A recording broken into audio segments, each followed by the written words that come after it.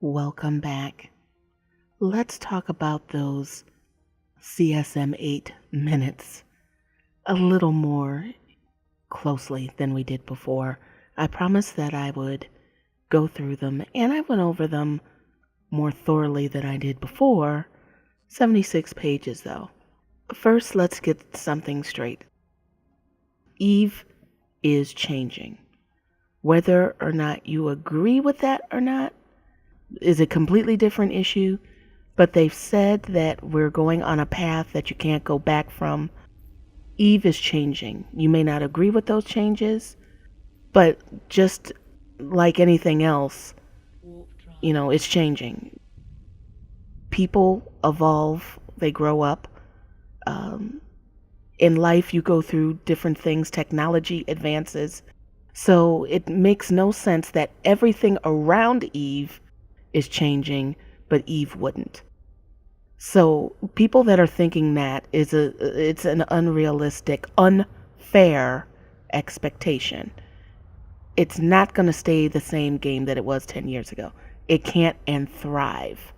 Another point that I want to make is that no matter how much you hated the Incarna issue, they were trying to do something that no one else was doing at the time. And if they had followed through with that, they would have been on par to compete with the games and the competition that they're facing now. So from that standpoint, I continue to have faith that they'll push the boundaries. And, they've been saying, if you don't like it, it's, this change, you can't go back. So I'm hoping that they really push the boundaries and evolve the game into the spectacular game that it could be, to thrive with the current competition that's out right now. So with that in mind, and the reason why I bring that up is because they mention throughout the minutes the headaches of the legacy code. So for those of you that never wanted the game to change, this problem is partly on your bitching and whining, okay? Because now they have issues. There's a direction that they want to go, and there's things they can't do because of that legacy code. One of them is upgrading PvE and PvP content. It was brought up that having PvE fits in a PvP game makes no sense. I agree with that. And the suggestion was made to make the algorithms and the AI behind the rats in PvE content more like PvP players, the moves that PvP players would make. Now let's be clear, it would be impossible to completely make it so that it acts exactly like a PvP player would, because it would be very challenging to predict human behavior like that. But there are games, for example, like Dota 2, that have a range of difficulty settings to help prepare people to interact with other in team-based situations, which is player versus player interactions. So it is possible to improve it so that it's more challenging, so that the PvP, if the PvE fit idea goes, and everything is PvP fits. Even though you're doing PvE content, you can still be engaged in PvP whether you like it or not. I think that's a pretty good idea. Only problem is that that legacy code, so difficult to work with. And they questioned, why don't PvP players do more PvE content? That may be why.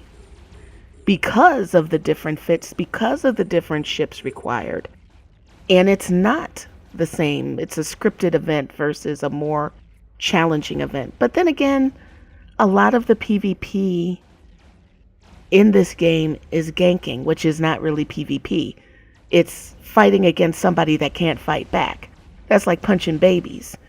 It's not PvP. The only thing is PvP is that two people are playing, but only one is really participating.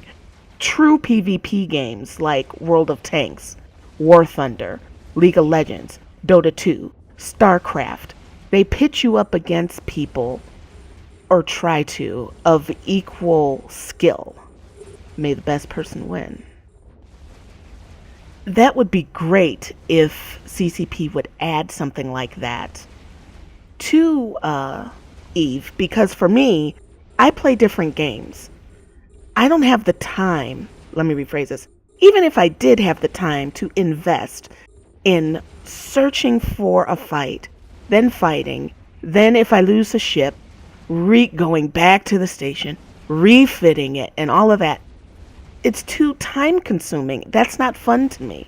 When I have games where I can pop in a game, play 5 or 6 matches, and get out and do something else. But I'm not the average player though, but I see why people went to World of Tanks, League of Legends. I see why, because if you really crave PvP, EVE isn't going to do it for you. It's just not.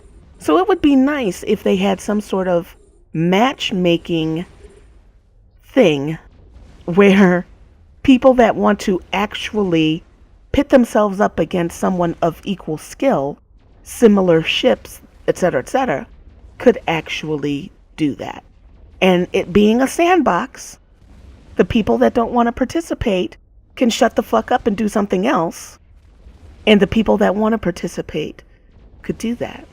It would be interesting to see, since the goal is to expand space. Now, before I get into expanding space, there are 2 projects, Project 2 and 3, that are under NDA that they did not discuss. They're secret projects. But it was mentioned that there was an intent to expand space. I mentioned in a previous video that they said that 2015 was going to be the most exciting year in EVE's history. Let's look at the quote of that. This is a quote. Siegel then proceeded to review the 3-year roadmap in 3 minutes. CSM can confirm that there is a roadmap, and it is good. If all goes well, 2015 may well be the most exciting year in EVE's history. In several cases, the roadmap includes development work done for one expansion that doesn't pay off until the following expansion. The CSM appreciated that Siegel is realistic about what can be delivered during each individual expansion cycle, but is still ambitious about the overall plan. MINA, M-Y, and N-N-A, raised the issue of population density. If the long-term goal is to expand space,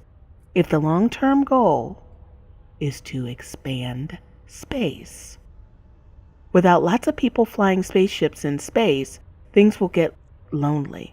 Siegel acknowledged the issue is one that has to be addressed in the run-up to unlocking player-built stargates. And Soundwave noted that it doesn't have to be 10,000 new systems, unquote. So, the long-term goal is to expand EVE. Now that's sort of a solution to that legacy code, isn't it? Instead of fixing it, let's add some new stuff. And that's an intriguing proposition. I could definitely see, and I think it would be rather cool, to have player-built stargates in low and nullsec. Could you imagine that? Your small corp, your big alliance, knocks down the inner bus one, puts up their own, and then wouldn't it be awesome if they could block it and say, you know what? You, and you can't come in here. Matter of fact, only our corp and alliance can come in here. And the only way you can get around that is to shoot it down. Now, since CCP likes to add things in the game and have people fight over them, I could definitely see some of that going on. Doesn't make much sense in high sec though, because that would be an expensive endeavor. For what cause? If there's no financial gain from it, and as of right now, see, in other games when you go through, like in WoW or anywhere else, when you travel, there's a cost every checkpoint you go through. But in this game, there isn't. And I can't even imagine them at this point adding it. It would be a little ridiculous at this point. So why would anybody do it in high sec? But I could see a definite need for it in null. Unlocking space. Unlocking expanding space. And unlocking player-built stargates. At first, when I read that, I thought that there was some sort of Eve Valkyrie connection. But that doesn't seem to be the case. Here's another quote. There are so many potential growth areas in Eve universe right now, which aren't necessarily areas where pod pilots are. These are areas they're looking at. They're going to ship, and they're talking about Valkyrie, in 2014, which is soon. So they're concentrating on getting a game out that could connect, but that's not their focus right now. And plus, Eve and Dust don't want them ducking around in that pool right now because it's complicated. In several years' time, they want everything to be connected, but they've got to make a game first. If the game isn't a game, it's just a niche of a niche, end quote. So Valkyrie isn't the reason why this expansion Stargate thing is happening. This is its own thing. The problem with making the game, now keep in mind that these notes were made in August, so that was even before Rubicon was released. The problem is you're going to have the same issue with Dust that you have now, whereas there are players in the game that can't interact with each other, and there are huge bridges to prevent that from happening because it wasn't well thought out to begin with. For example, ISK for us subscribers is free. ISK on their side is paid. We can't give them ISK. That would make them lose money on that side. You see what I'm saying? So there's inconsistencies like that. Whereas if you build the game and then try to integrate it, it can end up being a harder task than if you built the game with these intentions in mind. War Thunder is a very good example of this. They have planes. They're adding ground content. They want to add ships as in boats. The planes can take out the tanks and the boats. The tanks can take out the planes and the ships can take out the planes and the tanks. There's integration there. No matter what you're in, everybody can play together and everybody can battle together. You just get to choose the method within which you want to fight. It was built from the ground up with this idea in mind. Unfortunately, CCP doesn't have that same cohesiveness with Eve, Dust, Valkyrie. They're going to be completely separate entities. Time will tell if they're ever able to bridge that gap. Not doing so well with Dust, but maybe things will change after Eve Valkyrie is out and they can focus more on integration. Now, an interesting thing was brought up in the notes, and that's about Plex. More Plex is being used. Now, that makes sense because they added the feature for dual character training on an account. So it makes sense that people are taking advantage of that.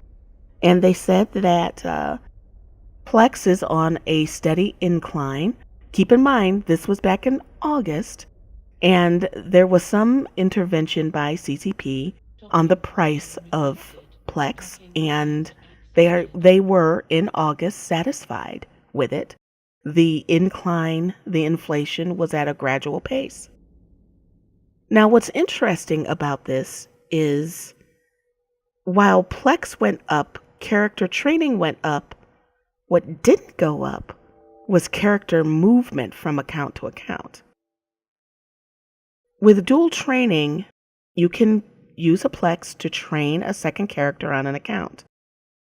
But for that same Plex, for the cost of one fee to move the character from one account to another, you'd get more for your money having it on a separate account, because you could log into both of those accounts at once. You could work with both accounts at once. You just get more bang for your buck. But people aren't doing that. People are perfectly satisfied with training that second character and not moving it over, which is fascinating because it makes you wonder, what are they going to do with that second? Move it over? They're specifically training it to sell it and then move it over?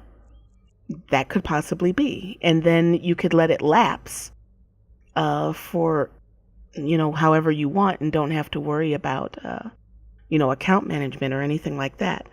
But they're looking at these trends, and it's good to see them looking at it. It's good to see them acknowledge the legacy issues, although it's still frustrating. Reading the minutes, you still don't have an idea what's coming. Yes, they said they were it is a long-term goal to expand space. But just because they said it's a long-term goal doesn't mean that's going to be the thing in 2015. While they're thinking about unlocking player-built Stargates, that doesn't mean that's going to be the thing in 2015 that makes it oh so great. I mean, that could be an absolute disaster. You never know. So you don't really know anything. It's 76 pages of not really knowing anything. Interesting trends, but no real meat on what's to come. Which is a little interesting because games usually let you know. Like, for example, World of Warcraft, we know what's going to be in the next expansion. Most games will give you a hint of what's going to be in the expansion months, way months before it comes out. 6, 7, 8 months, a year in advance, because that's how far in advance they're working on these things. So it's interesting that we're coming close to the spring summer expansion and there's nothing. You don't really know anything. I'm hoping one thing that we all have in common is a love for Eve, the majority of us. Even if you left the game and left out of frustration, it was because you know in your heart the game could be so much more than it is, but it's stagnant because of that legacy code that nobody wants to touch. And those having to deal with those people that don't want the game to change and are thinking more about themselves than what's best for the game long term. So it's really not the discussion of whether it will change, because they've made it clear it is. It's the direction. And a lot of people right now don't know whether they should stick around until 2015. That's a whole year from now. And that could be the end of 2015 if everything is on track. So I'm hoping that CCP loosens up the NDA crap and gives us something to look forward to, and then implement it properly. Because the game needs something. With the games that are coming out now, Eve has to be able to compete with them. With the amount of money being thrown at Star Citizen, quite a lot of it from Eve players, okay? And people who like, PvP and ships in space. There is absolutely no question that the mass majority of people want greater interaction with other players, being able to see their tune, being able to pimp out their ship, being able to pimp out their tunes, and more importantly, being able to show off that hard work. So there's no question. Whether you're into it or not doesn't really matter. The mass majority of people are. And somehow or another, to survive and thrive to the degree that they would like and need to pay the bills, because remember, there's a lot of loans out for research and development, they're going to have to embrace that. And it's not a matter of, and they've started to take steps, because now there is a minimum requirement to play this game for computer specs. When they launch this and you can't play it, then that's on you. You need to upgrade. There's going to be no more, I can't play this because my computer. Well, does your computer match the specs? Yes, no. Upgrade, get out. And they know they can take this stance because Star Citizen is doing that. And like I said, they're getting money thrown hand and fist. But the difference is that they're preparing people so that they can upgrade appropriately. And at some point, like I said, CCP is going to ruffle some feathers. But they're preparing you guys for it, though. With the we can't turn back kind of thing. Nobody knows how this is going to go. So what do you guys think? Are you going to stick around until 2015? Or are you going to clock out, come back, drift back and forth? Do you think that there should be PvE and PvP fits in the game? Or should the rats in the game be more intelligent and there's just PvP fits? What do you think about people not moving their accounts over and just dual training? Does that, make you think that they're training up for like a big war or something, or specific characters to sell? Or do you think that this kind of behavior is also helping to increase the inflation on Plex? So it'll be interesting to see how high it's going to go, because it is in the best interest of CCP to have it a little bit lower so that people could easily afford to spend to get the Plex and its conversions, so that they can spend the Plex on the multiple things that they're, the options that are available now. What do you think about player-built Stargates? Do you think that's a good idea or a bad idea? I'm sort of laughing because I can see this being one of those things that people either love or hate. What do you think about expanding space? And how would you feel if there were actually 10,000 new systems? It's a lot. So tell me what your thoughts are. Do you think that Valkyrie should be more connected? Questions that they're going to have to come up with, but I'm curious about your thoughts. But that's it for this one. Thank you for watching. Links are in the description below. If you like the video, hit the thumbs up. It lets me know what you like and dislike. And I will see you guys in the next one.